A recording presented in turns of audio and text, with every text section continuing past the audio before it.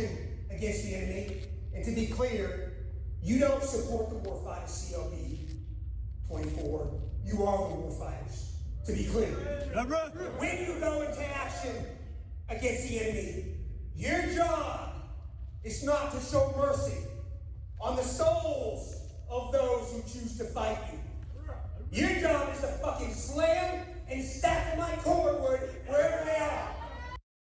That's what I was trying to do, sir, and y'all kicked me out for it. What do you mean? I was out there, man. I had that energy. And y'all said, get out. I was like, I thought y'all wanted a soldier, but all right, my mistake. I get it. That's the message that you need to break. And as long as it's in the rules of engagement, you're not breaking any damn laws. Thank you for tonight. And the rules of engagement, where there's no cameras, those rules can be anything. I'm humbled to stand among you. This looks like a military ball, some kind of Marines. I wish you nothing but the best, and your family's nothing but the best. God bless you. Stay savage and super fidelis. I like this guy. Yeah, I got a room. Yo, straight to not a regs, fuck, man. That's the community one right there. Oh god, I served with a girl like this. We went to AIT together, and then from AIT, we went to Italy together. We got stationed at the same place. During our training in AIT, we slept together after graduation. And then one more time as soon as we got to Italy. And then after that, I saw the Italian population and the Romanian population of women, and I was like, peace. And she went on to fuck everybody in the company, and I was like, good god. I think that's this girl. Right out in the middle of the open, just like, brother. No, that's not. You're only a desert queen if you're deployed. But she was that too, yeah. During that time, no, we were simply just, we hadn't deployed yet. We were stationed in Italy. So there, yeah, she got ran through. It was crazy. And there was another girl that she was friends with that also got ran through as well. And she tried with me, and I was like, absolutely not. You just slept with all of maintenance last week, man. Fucking Johnson told me. What the no. Fuck. I doubt my dick's that big. If you know how hot it is in that desert, how stinky a porta john can get, and the nasty things people are willing to do. And I may have a friend that told me a story about it once. You're disgusting. Yeah, you are disgusting. Jerking off in those nasty ass porta johns, and then I fucking walk in, I see you dick in hand, and you have the nerve, the gall, the audacity to get mad at me. Lock the fucking door. There's a fucking lock, right? What are you doing? And don't you have a fucking mosquito net? You can jerk it in the tent in your bed like everybody else.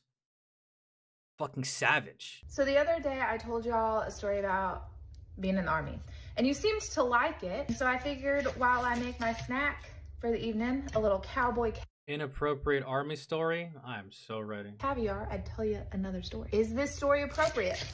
Absolutely If you served in the Army, there's a 99.9% chance that it's not. Or the Marines. not. So if you are the pearl clutching type, Get out. move on. So no shit, there I was in flight school, and you get a certain number of flight hours to learn how to do certain tasks, like hover. And to say I was having a hard time learning how to hover would be an understatement. I was coming up on the hour mark where like I might get kicked out of flight school because I haven't learned to hover yet.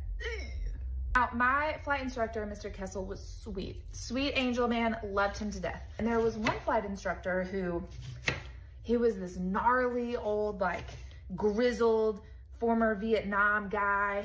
Those are the best ones. He just seemed so gruff and, like, mean, Nah. harsh. And I was like, I never want to have to fly with him. Nah, those are the best But I'm ones. having all this trouble learning how to hover. So they were like, LT, Those are the ones you learn the most from. we're gonna have to put you with someone new for a few hours. I am sitting at the table getting ready to go pre-flight with this dip spitting, cardiac event having old flight instructor who's like bursting at the seams of his flight suit. If you've been in flight school at all, you know exactly what I'm talking about. You know exactly who he is. He's got this deep, grizzled voice, like this good old boy. And he we get out to the aircraft and we pre-fly, and then we get out to the airfield, And y'all, I swear, he takes his dip spit bottle and he goes, pulls like the mic boom away from his mouth, spits dip in, puts the mic boom back, and he goes, all right, LT, I'm going to ask you a question, and I need you to tell me right now, I need verbal confirmation that you're not going to turn me in for sexual harassment. At this point, I'm so scared I'm going to get kicked out. I was like, yes, sir, that's fine. I'll confirm. I'm not going to turn you in for sexual harassment. What is he possibly going to say next to me? Whew, red onions got me. Yeesh. He says, now I'm going to ask you a question, and you don't have to answer it. I was like, okay. And he says, you ever given a man a hand job before? My jaw drops. And he goes, I said, you didn't have to answer it. You don't have to answer it. But I'm about to pass you these controls. And I want you to think about giving a man a hand job when you take these controls. Yo. He's not sexually harassing you. He's teaching you. So I said, I bet you learned how to hover. I have the controls. He says, you have the controls. And I say, I have the controls. And if you've ever watched anyone ever try to learn how to hover a helicopter, it's like a bucking bronco for a second. But dadgum, y'all, I learned how to hover that day. And all you had to do was just remember every single hand job you've ever given.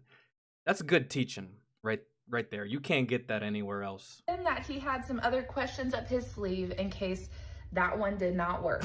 But sorry, Mom, I learned how to hover. And for all of you who want to come into my... Sorry, Mom. I went skiing a couple times before flight school, but I made it.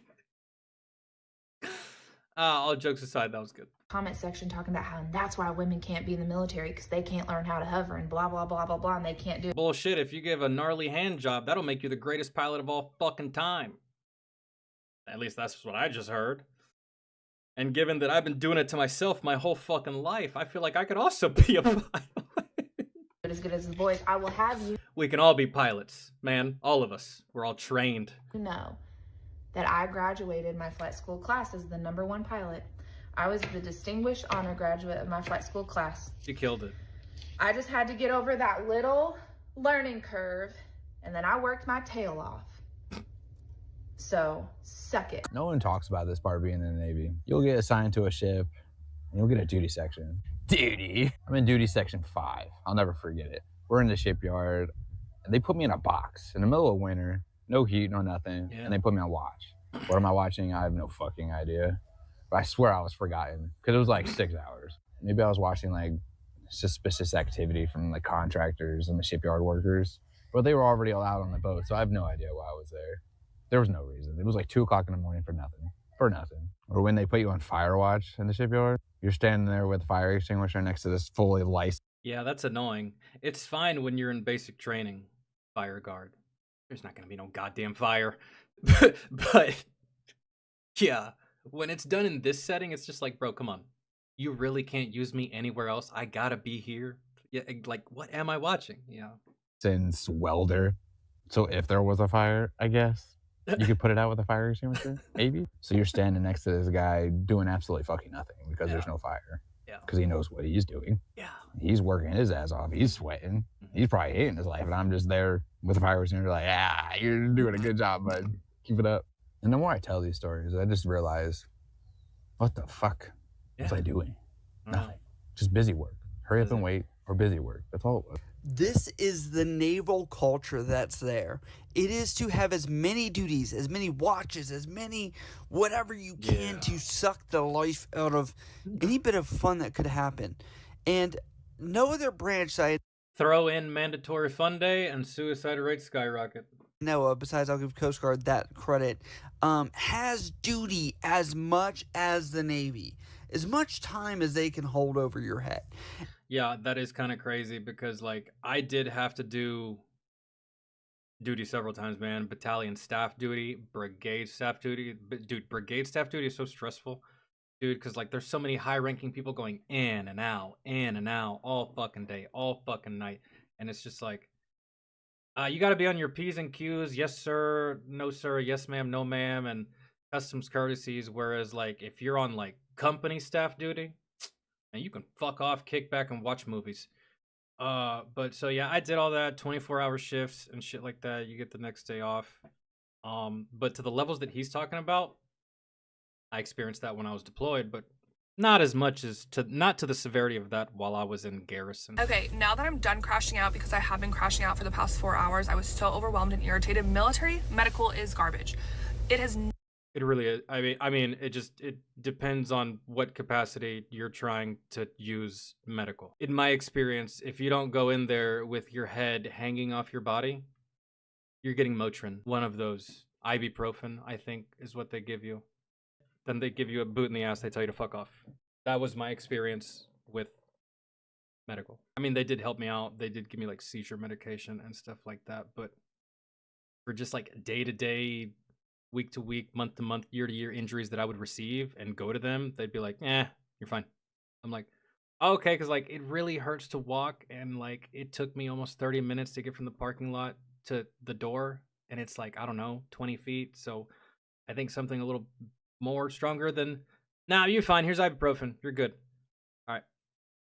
Thanks. I'm gonna go fuck myself. Good. You have a fantastic day, sir.